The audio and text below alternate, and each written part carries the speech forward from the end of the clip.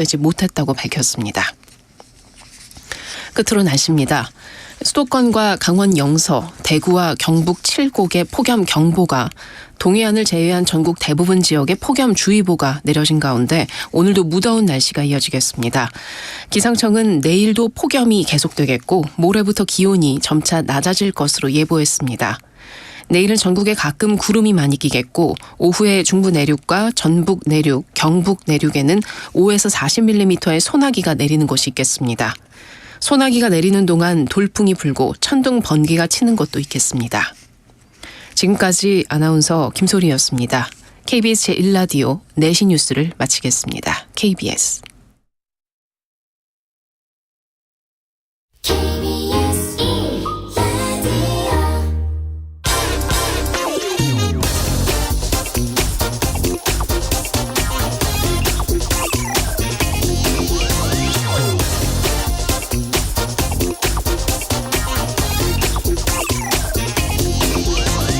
다음 달 18일 미국에서 한미일 3자 정상회담이 열릴 예정입니다. 안보와 경제, 국제 현안에서 3국 간 협력 강화가 목적이라고 합니다. 지겹다고 생각하실 수도 있겠지만 이번 한미일 정상회담에서 이 대륙봉 7광구 문제 이거 의제로 꼭 올려야 합니다. 내후년 6월이면 이제 7광구에 대한 한일 공동개발 조약이 사실상 종료되는데 중국이 개발 권리를 주장하면서 들어올 가능성 매우 높습니다. 이미 중국은 7광구 서쪽 해역에서 유전 개발을 진행 중입니다. 대륙봉 7광구는 이 석유 자원의 가치도 중요하지만 전략적으로도 매우 중요한 해역입니다. 중국 입장에서 그동안 걸림돌이었던 이 한일 공동개발 조약이 사라지면 중국의 7광구 해역에 대한 진출을 용인하는 꼴이 될 수 있고 이는 한미일 3국의 전략에도 큰 차질을 빚게 됩니다. 자칫 7광구가 이 한중일 3국의 화약고가 될 가능성도 있습니다. 7광구 이제 지겨우니까 좀 그만 좀 말해라 이렇게 말하는 분들도 물론 계십니다. 우리 정부가 차라리 포기했다고 선언하면 저도 그만 사실 포기할 것 같습니다. 이제 시간도 얼마 안 남았는데 우리 정부의 정말 솔직한 입장 좀 듣고 싶습니다. 네, 경제와 정의를 다잡는 홍반장, 저는 KBS 기자 홍사훈입니다. 홍사훈의 경제쇼 출발하겠습니다. 유튜브 오늘도 함께 갑시다.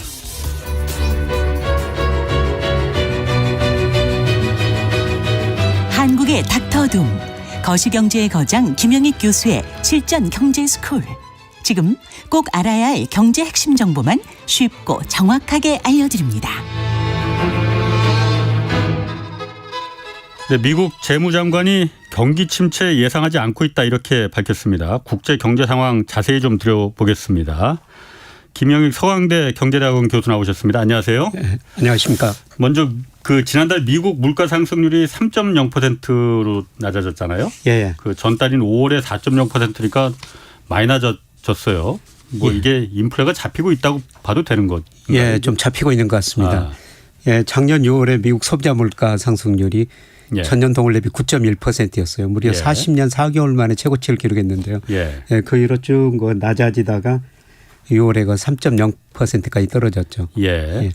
컨센서스가 한 3.1%, 그 정도 시장 예상했는데 그것보다 약간 낮게 발표됐습니다. 물가 상승률이 계속 낮아지고 있다 이렇게 평가할 수는 있을 것 같습니다. 그래요. 그런데 지금 그 뉴스 중에 하나가 러시아가 지금 우크라이나하고 맺은 그 흑해 곡물 협정 이걸 파기하겠다고 선언했잖아요. 그러니까 이게 흑해 곡물 협정이라는 게 전쟁하더라도 곡물은 다른 나라들이 많이 필요하니 안 그러면 곡물 가격이 막 급등하니까 이거는 안전하게 지나도록 하자 흑해에서 이 협정이었는데 이거 이제 안 하겠다. 곡물 수출하지 말라 이 얘기나 마찬가지잖아요. 또 지금 우크라이나의 곡물 수출 항구 그 오데사 거기 좀 맹폭하고 있습니다. 지금. 그렇습니다. 이러면은 곡물 가격 밀가루랑 옥수수 이런 거 다시 급등하는 거 아닌가 가격이. 그래서 최근에 밀가루 가격이 많이 올랐어요. 최근 일주일 사이에 한 20% 이상 올라버렸고요. 옥수수 가격도 한 15% 가량 올라버렸더라고요. 그래서 이것들이 세계 물가 상승에 분명히 좀 부정적인 영향을 줄 것 같습니다. 그러나 우리 이거 소비자 물가도 음식료가 전체가 차지하는 비중이 한 14%예요.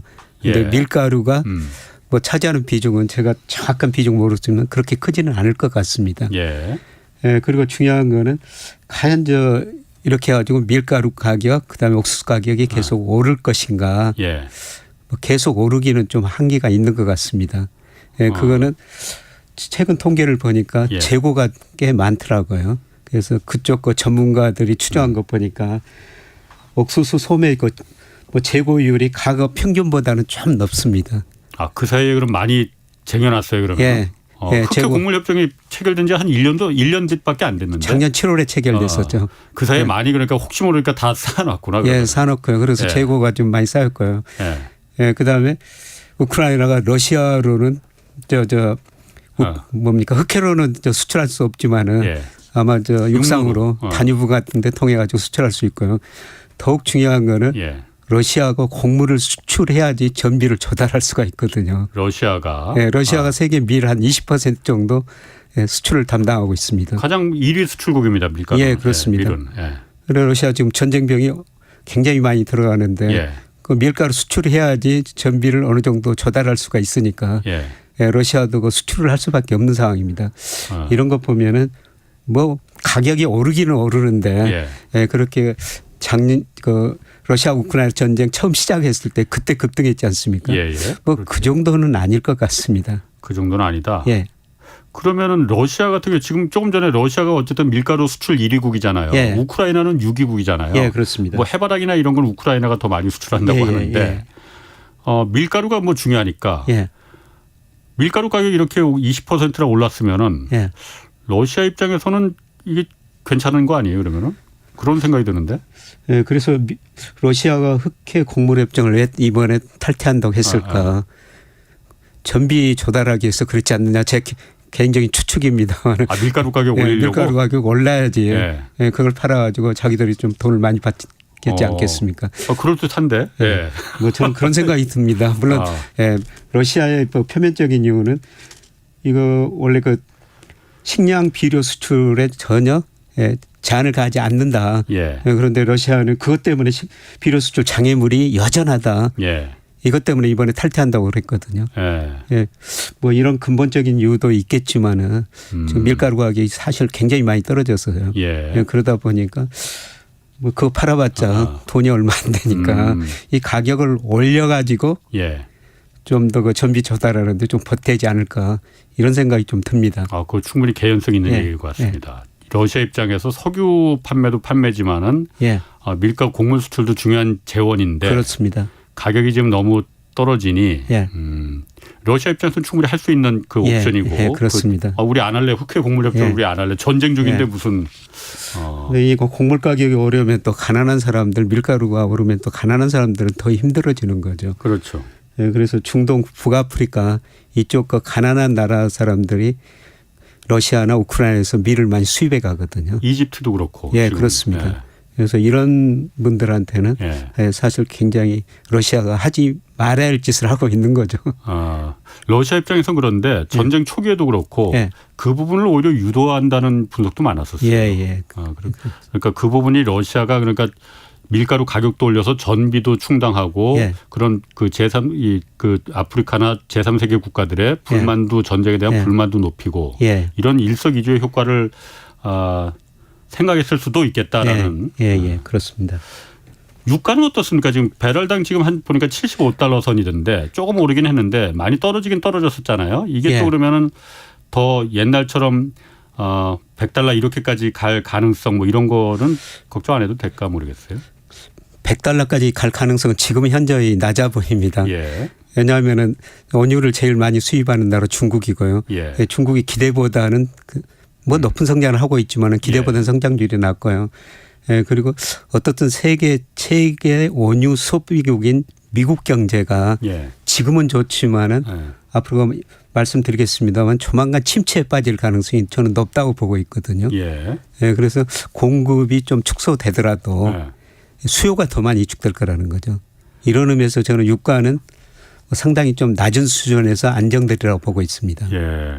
아, 그래요? 예. 아니 그런데 미국의 그 경기 침체 얘기는 예. 미국의 경기 지금 뭐 유튜브 채팅창에 제가 오프닝에서 7광구 얘기했는데 그걸 좀 많이 좀 나옵니다, 얘기가. 예, 예. 그런데 MBC 그 PD 수첩에서 거기 다 석유 없는데 그거 우리가 그 가짜뉴스 남발한 거다라고 하는데 사실 그 부분은 제가 잠깐만 좀 설명을 드리면 예, 예. 억울해서 그럽니다. 억울해서. 예, 예. 일본의 논리가 딱 그거거든요. 예. 일본의 논리가 거기 석유 없으니까는 지금 개발 안 하겠다는 거였거든요. 예. 근데 그건 철저하게 일본의 논리고 예. 거기는 석유가 있는지 없는지 우리가 탐사조차 해본 적이 없어요. 예. 탐사도 안 해보고 어떻게 그걸 석유가 없다고 그럼 우리 그냥 손 놀래. 시간 지나면은 우리 지분이 없어지는데 예, 예. 탐사라도 해보고 정말 없으면 그때부터 손 놓고 포기해버리면 되는 거지. 예, 그래야죠. 일본의 논리를 왜 우리가 따라가려고 하는 건지 예, 예. 그 부분은 정확히 좀 아셨으면 예, 좋겠습니다. 예. 뭐 얘기하려고? 경기 침체고. 미국 경기 침체가 옐런 재무장관도 경기 침체 지금 예상하지 않고 있다라고 말했거든요. 예. 그리고 겉으로 봐서는 제가 봤을 때 경기 침체 안 올 것 같거든요. 주식시장도 지금 뜨겁고 예. 물가도 지금 내려가는데 고용시장도 지금 탄탄하고 예. 다만 이제 장단기 금리 늘 김 예. 교수님도 말씀하시는 장단기 금리가 역전되는 건 계속 지금 역전돼 있잖아요. 왜 자꾸 온다고 보시는 거예요, 김 교수님은? 예. 지금 미국 경제가 너무 좋고 주가도 오르니까 좋은 이야기만 하지만은 예. 저는 올 4분기 되면은 미국 경제가 마이너스 성장하고 주가도 한번 급나가리라 보고 있습니다. 4분기면 얼마 안 남았는데 이제. 예.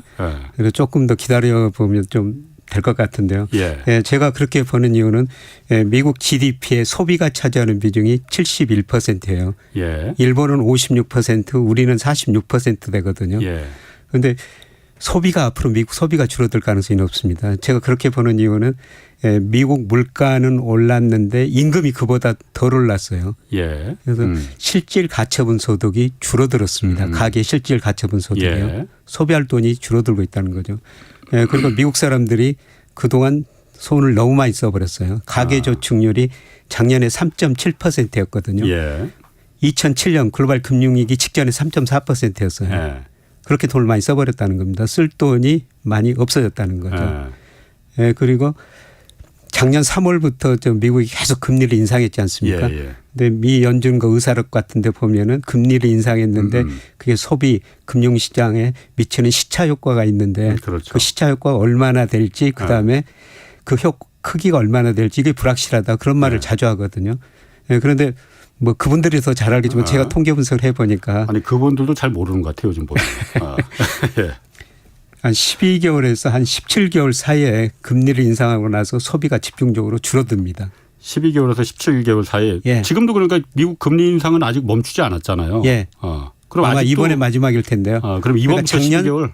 아니 작년 3월부터 올렸으니까. 올리기 시작한? 예. 그러니까 작년 3월부터 올렸으니까 그 인상 시차 효과가 나타날 거라는 거죠. 그럼 작년 3월이면 12개월이면 올 3월은 지났고. 예. 그러면은 벌써 나타나기 지금 소비 증가세가 좀 둔화되고 있어요. 그래요? 네, 그걸 우리 수출에서 알 수가 있는데요. 작년에 저 미국 경제가 미국 사람들 소비 많이 하고 좀 미국 쪽으로 수출이 잘 됐거든요. 예. 그런데 올 4, 5, 6월 3개월 연속 우리 대미 수출이 마이너스로 돌아서고 있어요. 아 그래요? 예. 중국에서 그 빠진 걸 지금 미국에서 벌충하고 있다고 그랬는데. 작년까지는 올 1분기까지는 미국에서 벌충했는데요. 4월부터는 대미 수출도 감소하고 있습니다. 그래요? 그럼 어디다 수출하나 이거? 어쨌든 그래서요. 예. 근데 왜 대미 수출이 감소하냐면요. 우리가 그 소비할 때 내구재, 준내구재, 서비스 소비라고 그러거든요. 근데 내구재가 이제 가전제품, 자동차 이런 것들이에요. 그런데 최근에 미국 내구재 소비가 줄어들고 있습니다. 코로나를 거치면서 뭐 전자제품 바꿨죠. 뭐 자동차 바꿨죠.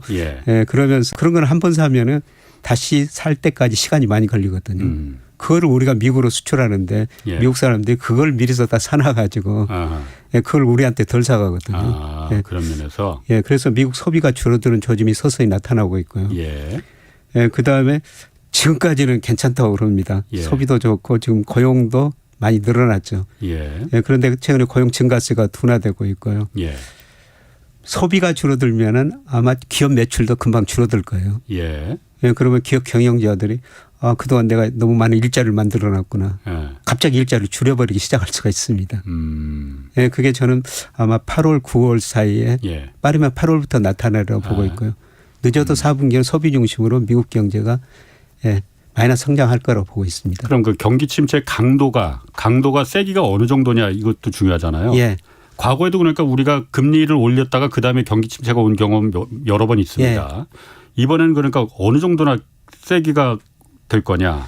저는 뭐 연착륙이라는 거는 전혀 가능성이 낮다고 생각하고 있고요. 그러니까 경착륙 중에서도 우당탕탕이냐 과당탕탕이냐. 약간 강한 경착륙. 약간 예. 강한. 예.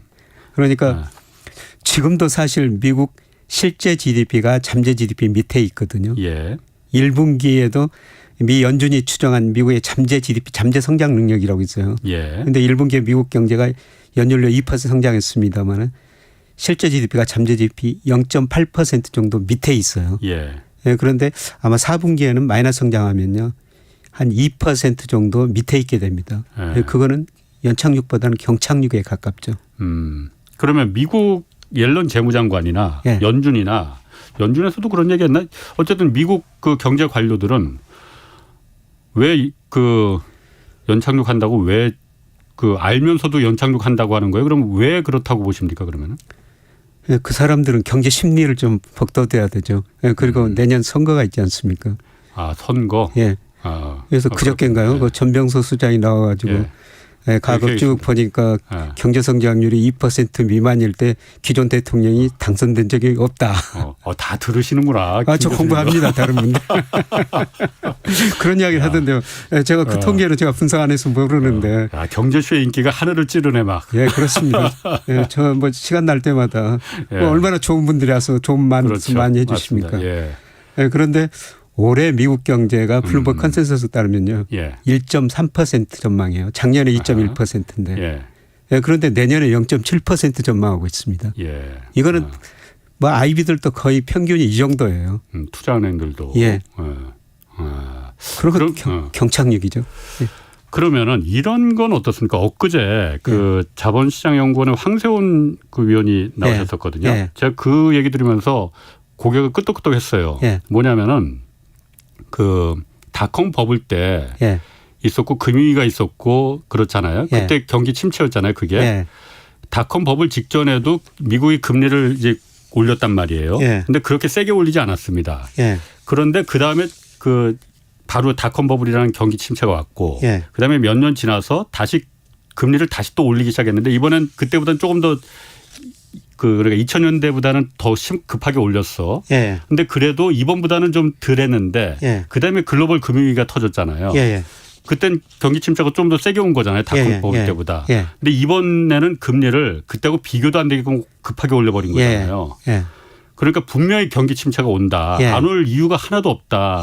그 황세훈 연구원이 그렇게 제가 그래서 이제 고개가 논리적으로 딱 떨어지네. 그래서 이번에는 경기 침체가 과거 두 차례보다도 훨씬 더 산술적으로 보면은 세게 와야 된다. 그 어떻습니까? 저는 뭐 2008년 그 정도는 좀 아니라고 생각하는데요. 그 정도는? 어떻든 미국 경기 침체 오고 미국 경제는 경착륙 가능성이 높다.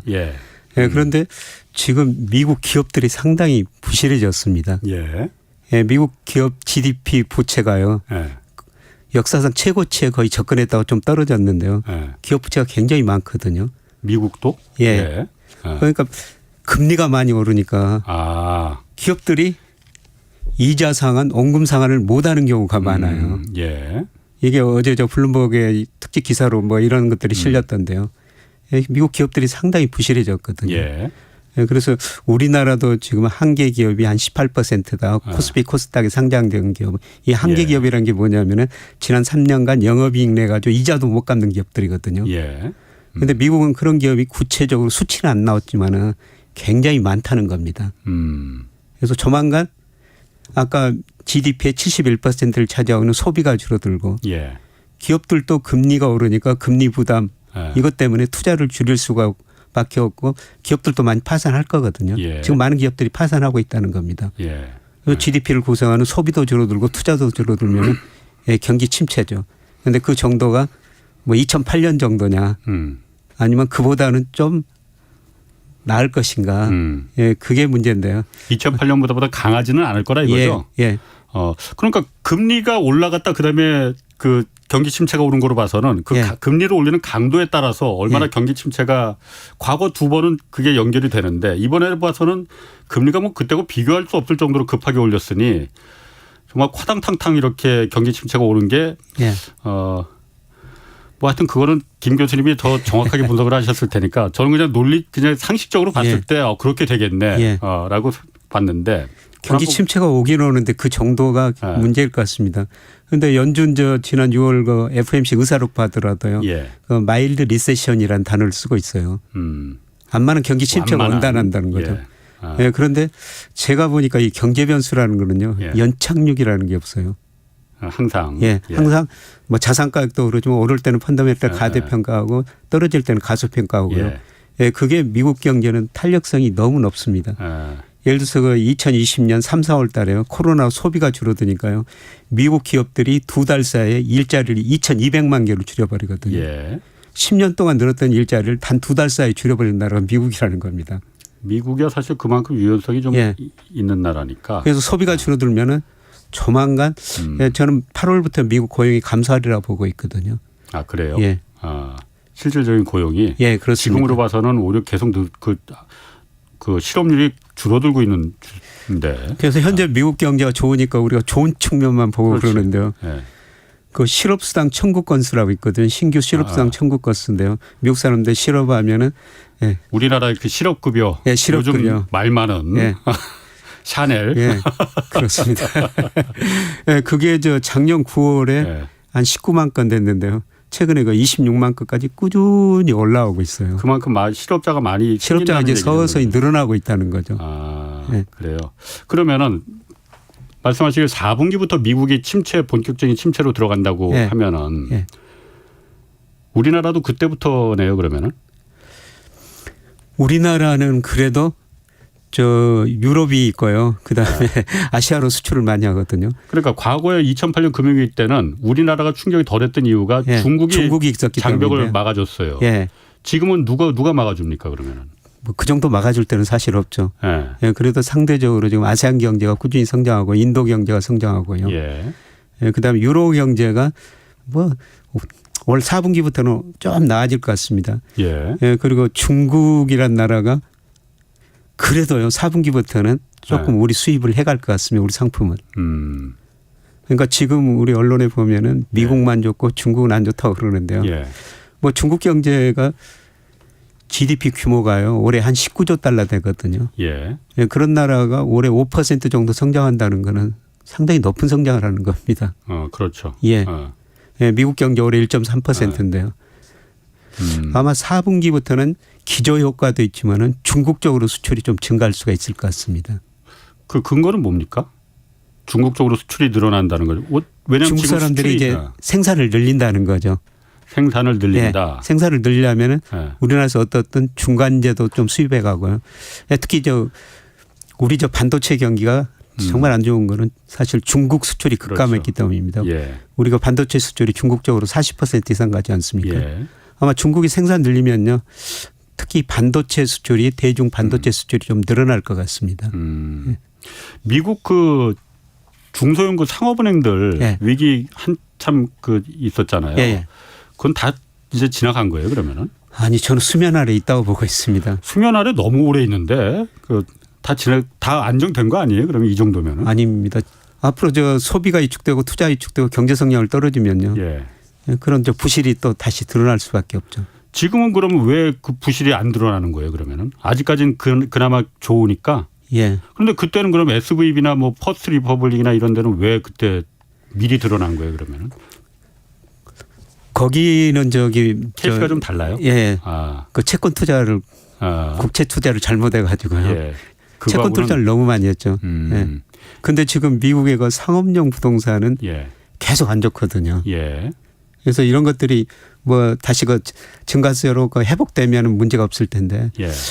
미국 그 상업용 부동산은 제가 보기에는 지금 당장 오르기는 굉장히 힘들 것 같습니다. 그러면은 사실 은행의 위기라는 게 예. 예전에 얼마 전에 실리콘밸리 은행이나 퍼스트 리퍼블릭이나 예. 이런 데는 갖고 있는 자산 투자를 갖다가 국채 너무 이른바 그 몰빵 투자를 예. 해갖고 거기서 손실이 커져갖고서는 예. 이게 그 망한 거고 예. 은행들은 그렇게 망하는 경우는 사실 그렇게 흔치 않고 사실은 실제로 빌려준 돈 떼이는 거 그렇죠. 이른바 그 대손실이 발생할 때 진짜 연체율 위기가 나는 올라간다고. 거잖아요. 예.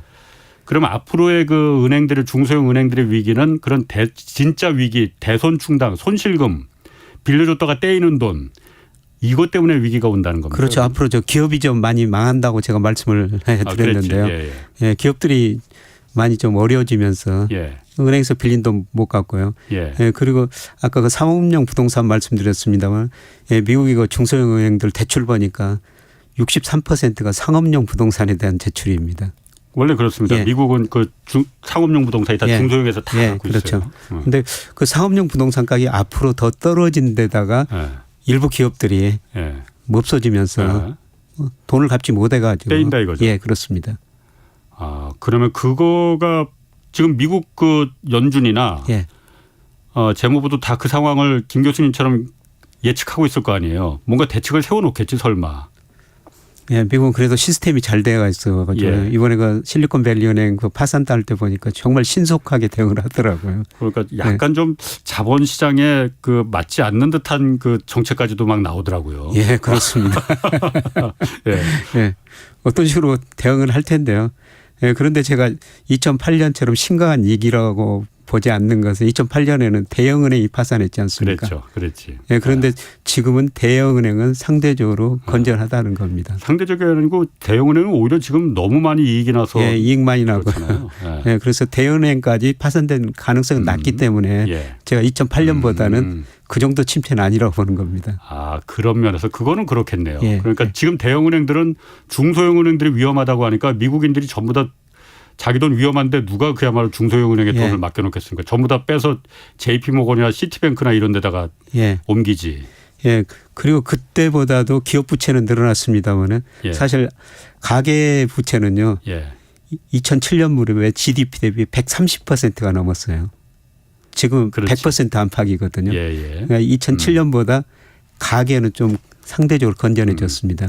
예, 그때 2000년에서 2006년까지 집값이 많이 오르니까요. 예. 미국 가게가 돈 빌려 집 사고 돈 그렇지. 빌려가지고 소비했고 예. 예, 그거를 담보로 돈을 빌려준 금융회사들은 파생 상품을 팔았는데 뭐 2006년, 2007년 말 집값이 떨어지니까 가게가 부실해지고 기업이 부실해지고 아니 금융회사들이 부실해지면서 그렇죠. 위기 같지 않습니까? 예. 예, 근데 그때보다는 가계 부채가 상대적으로는 한 30%포인트 정도 GDP 대해서 낮아졌어요.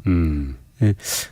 예, 그래서 저는 2008년 정도 위기는 아니다 그렇죠. 그렇게 보고 있습니다. 그때 사실 2008년 금융위기가 터지고 나서 미국 정부가 그때서야 정신을 차리고 예. 이른바 그 디레버리징을 굉장히 심하게 했잖아요. 예, 예. 그래서 가계부채를 굉장히 낮춰놓은 거잖아요. 예, 그렇습니다. 이게 정말 나라를 작살내는 거구나. 예. 근데 사실 한국이 지금 그때 상태잖아요. 예, 그렇습니다. 우리 가계 부채 너무 높죠.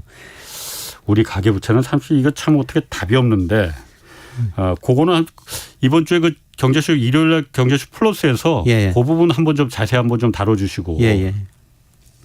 그 또 하나가 그 달러 가치 있잖아요. 예. 달러가 한참 막 그 1,400원 가까이 막 이렇게 올라가더니 지금은 또 1,200원대 초반까지 막 떨어졌어요.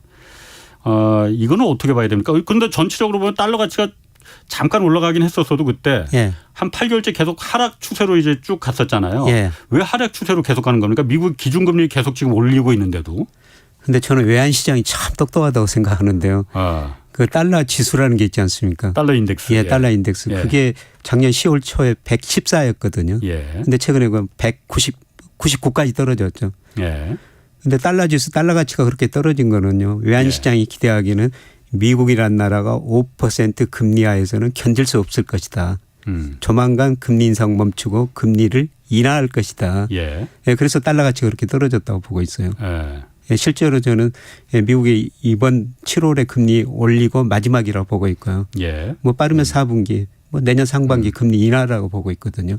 그거를 기대하고 달러 지수가 달러 가치가 떨어진 거죠. 예. 달러 가치가 떨어지다 보니까 상대적으로 우리 원화 가치는 올랐고요. 예. 근데 달러 가치가 많이 떨어져 가지고요. 예. 뭐 최근에 좀 반등을 할 겁니다. 다시 뭐 100, 103까지 올라오면서 우리 환율도 다시 1,300원 넘을 수 있는데요. 이거는 이제 일시적이라는 거죠. 예, 저는 달러 가치가 작년 10월을 정점으로 이제 추세적으로 하락 국면에 들어섰다. 예. 그래서 고점에서 한 10% 이상 떨어졌지만은 앞으로 최소한 20% 이상은 떨어지리라 보고 있어요. 달러 가치가 예. 그만큼 미국의 대내 불균형이 심화됐다는 겁니다. 미국의 내부적인 예. 불균형이 대내 불균형, 대내라는 것은 미국 연방정부 부채가 GDP 대비 120%가 넘었고요. 그렇지. 예, 예. 예, 그다음에 대순부채가 예. GDP 대비 거의 70% 근접하고 있거든요. 예. 부채가 너무 많아서 부채가 너무 많습니다. 그래서 달러 가치가 떨어질 수밖에 없다. 예, 그렇습니다. 그런데 지금 또 한 가지 그 변수 중에 하나가 미국에서 연방 정부가 그 부채 한도 협상 타결됐잖아요. 예. 그러면은 국채를 팔아야 될 거 아닙니까? 예. 국채를 팔아야 되는데 단기 국채야 뭐 미국 내에서 예. 소화가 된다 하더라도 예. 장기 국채들도 어쨌든 팔아야 되잖아요. 중장기 국채들도. 예. 예. 이번에 옐런 재무장관이 중국 방문한 목적 중에 하나도 예. 중국이 예. 미국 국채 좀 사줘라. 예. 대신 미국이 뭐 좀 풀어줄게. 이런 분석도 있었거든요. 예. 근데 아마 잘 안 된 것 같아. 뭐 그런 이유가 있었는지 없었는지 모르겠습니다. 예. 그런데 어쨌든 미국이 그만큼 어쨌든 중장기 국채를 지금 팔 때가 마땅치 않으니 예. 그런 중국 방문의 목적도 있었던 거 아니겠느냐라는 얘기도 있는데 일단 그 부분은 좀 어떻게 생각하세요? 가능성 있는 얘기입니까? 예, 저는 가능성이 있다고 보고 있습니다. 그래요. 예, 그런데 이번에 미 앨런 재무장관이 아. 중국 가가지고 뭐 여러 가지 이야기를 했지만 서로 같이 잘해보자, 뭐 협상하자, 뭐 협의하고 살자 그랬는데 마지막 거는 우리나라 언론에 잘 보도가 안 되던데요. 뭐였죠? 예, 중국한테 사회주의 체제 버리고 우리처럼 자본주의 시스템으로 가자. 옐런이 그런 제안도 했어요. 그런 제안을 했었습니다. 그게 가능한 얘기인가? 예. 그럼 시진핑이 그야말로 어떻게 될지 모르는데. 그런데 그 이야기는 뭐냐면요. 2001년 미국이 주도로 중국이 WTO에 가입하거든요. 예. 그리고 나서 2001년부터 작년까지 미국의 대중 무역 적자가 6조 2천억 달러 정도 돼요. 예. 중국이 그만큼 미국에서 돈 벌어온 거죠. 미국 입장에서는 중국에서 그 돈을 찾아오자는 거거든요. 그런데 미국이 상품 생산해가지고 중국에서 수출해서 돈 벌을 수는 없어요. 그렇지. 예. 금융으로. 예, 미국이 잘하는 건 금융이거든요. 예. 중국의 애한시장, 뭐 자본시장 빨리 개방해라. 예, 그런 요구를 한 것 같고요. 예, 그다음에 국채 말씀하셨습니다마는 사실 둘이 사이좋게 잘 지냈었죠. 그렇죠. 예, 중국이 미국으로 수출해가지고 돈 벌어가지고 그 돈을 미국 국채를 사줬어요. 예.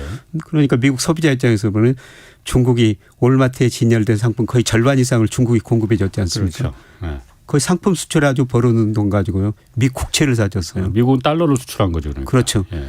그러니까 미국 국채를 사주니까 미국 금리가 낮아지고 네. 미국 집값도 오르고 주가도 오르니까 미국 예. 소비자 입장에서는 중국 때문에 상품도 싸게 쓰고 그렇죠. 집값 주가 오르니까 얼마나 행복했습니까? 누이도 좋고 매부도 좋았네. 예. 예.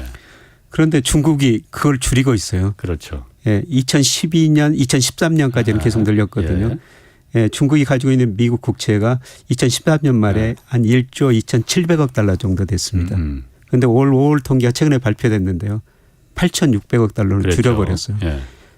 다른 나라도 지금 미국 국채 줄이고 있거든요. 그렇죠. 그럼 미국은 국채를 발행하는데 애국인들이 계속 줄이고 있죠. 예. 연준도 줄여야 돼요. 그렇지. 예. 왜냐하면 그동안 애국인이 줄인 거를 연준이 양적 하나 하면서 국채를 사줬거든요. 사줬죠. 예. 예, 그런데 지금 물가 오르니까 양적 축소 예. 국채를 팔아야 되지 않습니까? 예. 그러면 애국인도 팔고 연준도 팔고. 팔 데가 없네 그러면은. 그럼 그래서 제가 물어보는 거거든요. 지금 달러 가치 얘기하다가 지금 얘기가 나온 거잖아요. 국채가 바로 미국 국채가 바로 달러인데 달러의 가치인데 미국 국채를 팔 데가 없으면은 달러 가치가 더 급격하게 떨어지는 거 아니에요? 더 급격하게 떨어지죠. 그래서 아마 중국한테도요. 그것 좀 팔지 마라. 예. 아마 그런 요구를 뭐 안으로는 했을 것 같아요. 그러니까 제가 봐도 했을 것 같은데 지금 이번에 옐런이 그런 일조 소득이 없이 그냥 성과 없이 아까 말씀하신 대로 그 사회주의 버리고 자본주의 해라 이 얘기 뭐까지 나온 거 보면은 다른 소득이 전혀 없는 거 아닌가. 별로 소득은 없는 것 같습니다. 중국이 그러니까 거부했을 가능성이 있지. 그러니까 뭔가 미국이 던져주는 당근이 마음에 안 들었을 수도 있고. 그러면은 중국이 미국 국채를 안 사주면은 그럼 미국은 어떻게 해야 되는 겁니까 그러면은? 제가 그 방법을 잘 몰라서 미국 연준에서도 안 사줄 입장이 안 되고 일본도 못 사주고 지금 여력이 안 돼서. 그렇죠. 어떻게 해야 되는 거예요, 그러면은? 그러면은 이제 국채 가격이 더 떨어지고요. 예. 달러 가치가 계속 많이 떨어질 수밖에 없죠. 달러 가치가 계속 떨어지고. 달러 가치가 떨어지고 국채 가격이 많이 떨어지면은 이제 사람들이 싸졌다. 예. 그러면 이제 세계 투자자들이 미 국채 사겠죠. 그런데 그 이전에는 아마 달러 가치가 더 많이 떨어져야 될 것 같습니다. 달러 가치가 더 많이 떨어진다. 예. 그런 면으로 봐서도 그러니까 달러는 하락세 쪽이 더 맞다. 예. 그 IMF 경제 전망 의미가 상당히 깊은데요. 예. IMF가 최근에 2028년까지 세계 경제 전망을 해놨는데 예. 올해부터 2028년까지 세계 경제에서 미국 차지하는 비중, GDP 비중이 계속 축소라는 거거든요. 예. 세계에서 미국 GDP 비중과 달러 가치는 똑같습니다. 예. 이 의미는 뭐냐면 앞으로 5년 동안 달러 가치 하락이다. 얼마나 하락하느냐 예. 그 문제만 남아 있는 거죠. 그렇군요. 예. 그 다음 주 토요일 날 아까 그 잠깐 얘기하셨지만 미국 기준금리 결정하잖아요. 예. 0.25% 이번에 포인트 올리고 예. 이번이 마지막일 것이다라고 예상하셨잖아요. 예. 미국에서는 연내 한 번 더 올릴 가능성도 있다고 얘기하는데 이것도 그러면은 그냥 한 번 떠보는 겁니까 그러면은? 그래서 중앙은행의 목표는 물가 안정이니까요. 예. 아마 물가가 아직도 목표치보다 높으니까 그런 예. 이야기를 할 수밖에 없는 상황인 것 같고요. 예. 예, 그런데 그 시카고 그 연준 총재 굴습이라는 사람이 있거든요. 예. 이 사람이 저 개코처럼 데이터를 냄새를 잘 맡아요. 예, 그렇게 맡겠다 그런 표현을 했더라고요. 앞으로 이제 데이터가 어떻게 나오느냐, 예. 물가 데이터, 고용 데이터가 어떻게 나오느냐. 예. 예, 미국 연준의 그 통화정책 목표가 물가 안정, 고용 극대화하지 않습니까? 그 물가 상승률은 분명히 더 낮아질 거고요. 예. 이제 고용 데이터가 어떻게 나오느냐. 예, 그런데 소비가 줄어들면은 고용도 줄어들 수밖에 없다는 거죠. 예. 그래서 제가 빠르면 8월부터 예. 미국 고용이 감소할 것이다 이런 말씀을 드렸는데요. 예. 고용이 감소하면 이 사람들 생각도 전부 달라질 거다. 바뀌죠. 그래서 저는 시장 지금 컨센서스는 이번 거 7월에 금리를 한번 올리고 이제 계속 유지했다가 내년 뭐 1분기부터 내릴 것이다. 예. 예, 그런데 저는 아마 11월 아니면 12월부터 인하할 수 있다. 고용이 감소하기 때문에요. 그래서 시점을 좀 빨리 보고 있습니다. 그럼 부양으로다가 돌아설 수도 있다. 예, 그렇습니다. 아니 그런데 예. 그럴 거면은 예. 차라리 11월, 12월에 내릴 거면은 예. 이번에 안 올리면 되는 거 아니에요? 안 올리면 되는데요. 그런데 이제 미래에 어떤 일이 발생할지 모르죠. 지금 제가 고용이 8월부터 감소하리라고 생각했는데 예. 제 모델에 나온 수치고요. 안 감소하면은 예. 미래는 모르니까요. 그러니까 일단 한번 올려놓고. 예. 그래서 대표적으로요. 2008년 8월에 우리 한국은행이 금리를 인상한 적이 있어요. 인상한 적이. 예. 그때 물가 놓고 뭐 경기 좋다고. 예, 그런데 금리 인상하자마자 며칠 후에 미국에서 금융위기가 왔거든요. 그 며칠 후를 내다볼 수가 없는 겁니다. 그리고 그 금융위기가 하니까 급격하게 금리를 내렸는데요. 그러니까 통화정책 하시는 분들은 미래 어떤 일이 발생할지 모르죠. 물가가 얼마나 낮아질지 고용이 어떻게 될지 모르니까요. 현재의 지표만 보고 결정을 하는 겁니다. 그렇죠. 예. 하긴 그때 2008년도에 하마터면 리만 브라더스 우리가 살 뻔했잖아요. 그러니까. 그렇습니다. 아니 그런데 그렇다 하더라도 이번에 만약 0.25%포인트를 올린다면 그러니까 선제적으로 그러니까 올린다는 왜냐하면 물가 상승률도 지금 많이 내려갔잖아요. 점점점 그 내려가는 추세가 뚜렷하게 보이는데 네. 그런데도 0.25%포인트를 한 번 더 올린다는 거는 연방준비제도 입장에서는 물론 물가 안정이 가장 첫 번째 목표지만은 네. 경기 침체 이거 안 오는구나 그런 확신이 들어서 올리는 거 그렇게 생각할 수도 있는 거 아니에요? 글쎄요, 뭐 그런 측면도 있습니다만 자기들도 연준과 스텝들 보고서가 있거든요. 예. 거기도 올 4분기 마일드 리세션이라는 이런 표현을 쓰고 있어요. 그런 면에서 예.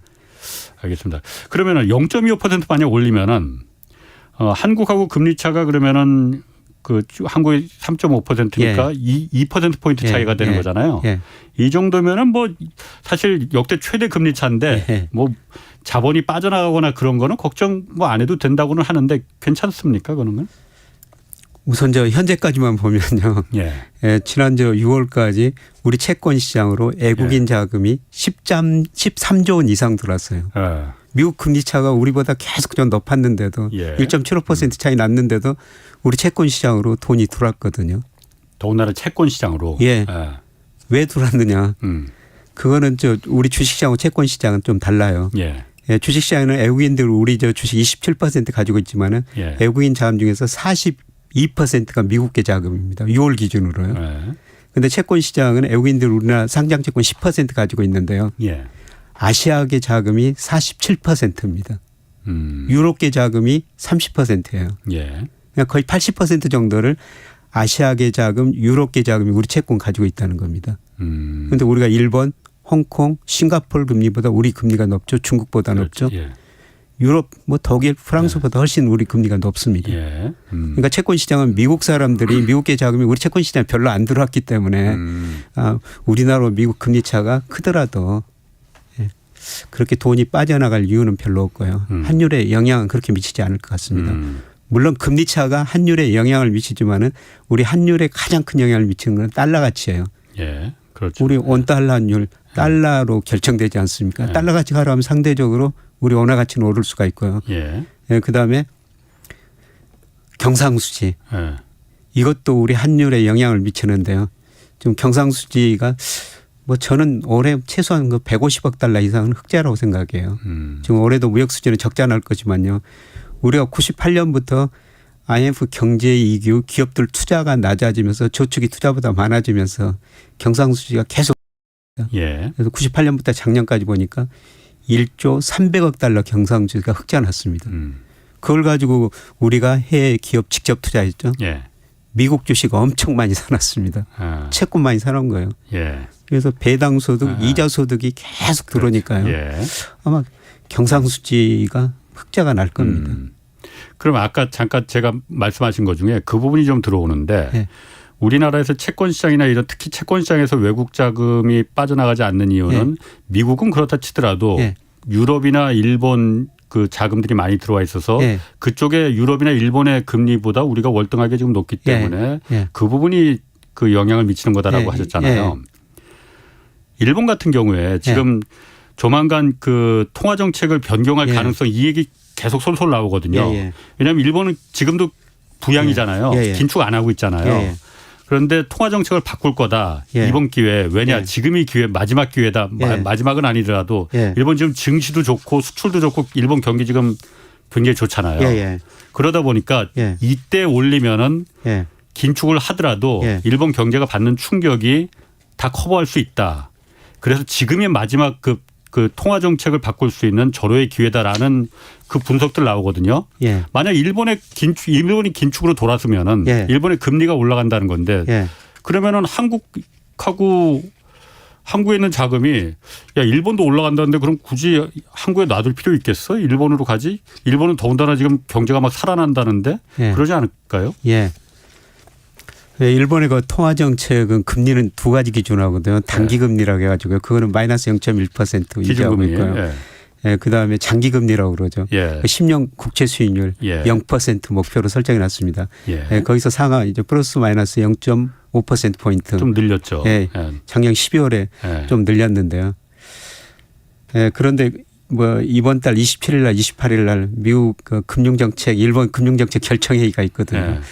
거기서 어떤 결론이 나올 것인가 지금 시장이 관심사인데요. 일단 시장의 기대는 홍 기자님이 말씀하시는 것처럼 그때 금리 정책을 좀 바꿀 것이다.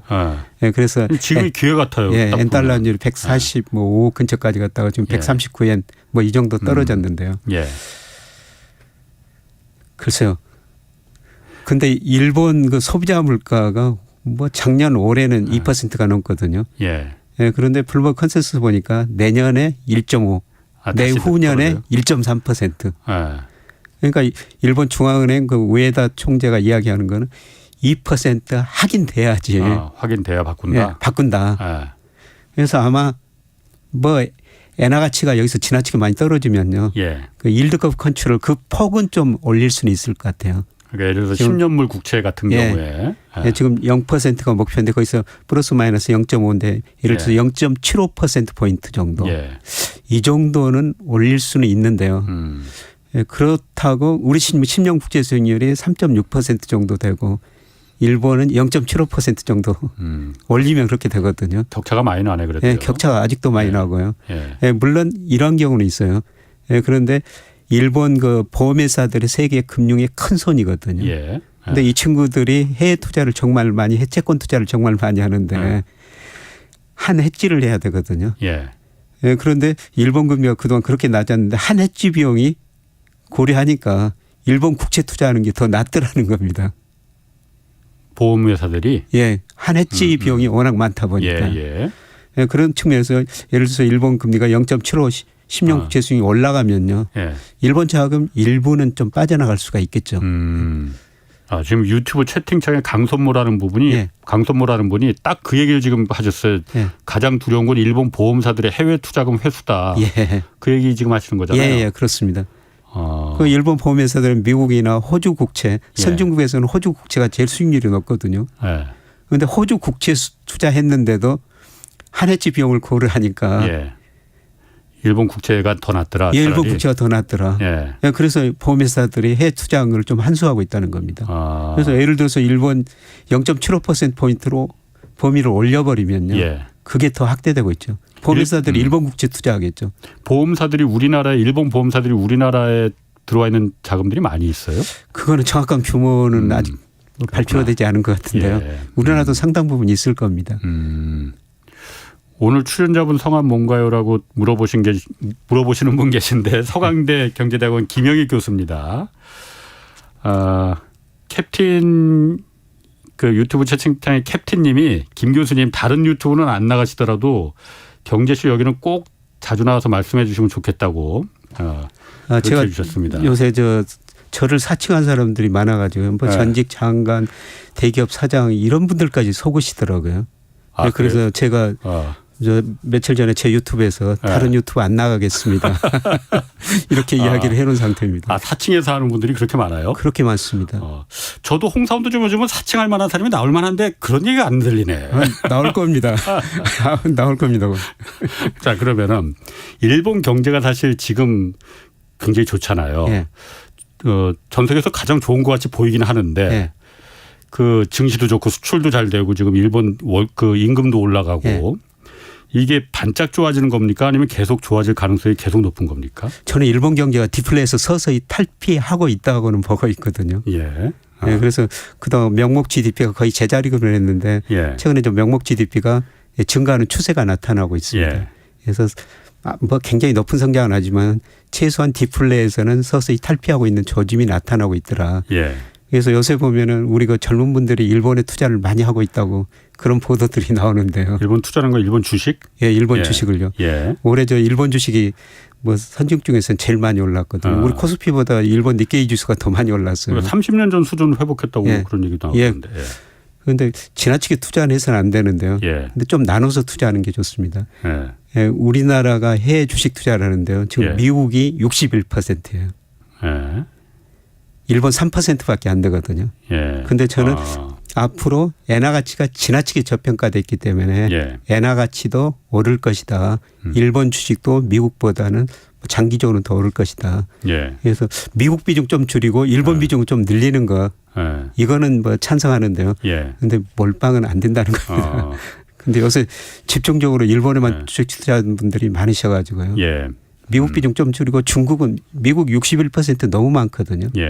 사실 우리 국민연금도 아마 그 정도 할 겁니다. 예전에 그 올 초 뭐 이때쯤에서 김 교수님 뭐 제가 김 교수님 비난한 건 아니고 중국 주식이 가장 그쪽이 좋다고 하셨잖아요. 그거 어떻습니까 그거는? 중국 주식이 올해 제일 부진한데요. 그런데 저는 조만간 미국 주가가 급락하고요. 중국 주가는 미리서 조정을 받았기 때문에 상대적으로 견조할 거라고 보고 있습니다. 그래요? 그리고 4분기에는 미국보다는 중국 주식이 더 많이 오르라고 보고 있습니다. 내년 상반기까지는. 그 이유는 그러니까 중국이 어쨌든 본격적으로 그러면은 중국이 그러니까 어쨌든 2분기 경제 성장률 6.3%인가 기대치에는 못 미쳤다고 했지만 그래도 6.3%면 정말 우리 입장에서는 입이 벌어질 만큼 하는 거거든요. 하반기에는 그 정도는 안 될 거다 이런 전망도 있는데 하반기는 5% 정도 나올 것 같습니다. 그 정도면 그래도 높은 거니까. 높은 성장이죠. 세계에서 GDP 2 되는 나라가 우리 올해 1.3인데요. 우리 GDP가 중국의 10분의 1도 안 돼요. 그렇죠. G2 국가가 5% 성장을 계속 이렇게 한다는 게 사실 중국은 왜 그렇게 그럼 부동산도 안 좋고 뭐 내수도 안 좋고 그렇다는데 왜 그렇게 성장이 그 정도로는 나오는 거예요? 중국 이제 소비자들이 소비하기 시작하고 있는 것 같습니다. 아. 예, 중국의 1인당 국민소득이 2019년에 1만 달러를 돌파했는데요. 예. 뭐 각국의 경제사를 보면 1만 달러 돌파하고 나서는 그동안 소비가 많이 증가하거든요. 예. 그런데 그동안 중국이 투자 중심으로 성장했는데요. 가인 예. 투자 때문에 기업 부채가 많으니까 투자는 계속 줄어들고요. 예. 소비가 GDP에서 차지하는 비중이 꾸준히 늘어나가고 있습니다. 예. 그러면 중국도 하반기에 그러니까 좀 전반기만큼은 아니더라도 예. 꾸준한 성장이 예상은 된다. 미국 주가는 제가 보기에 지금 최소한 경제 변수의 10에서 20% 가대평가된 거고요. 예.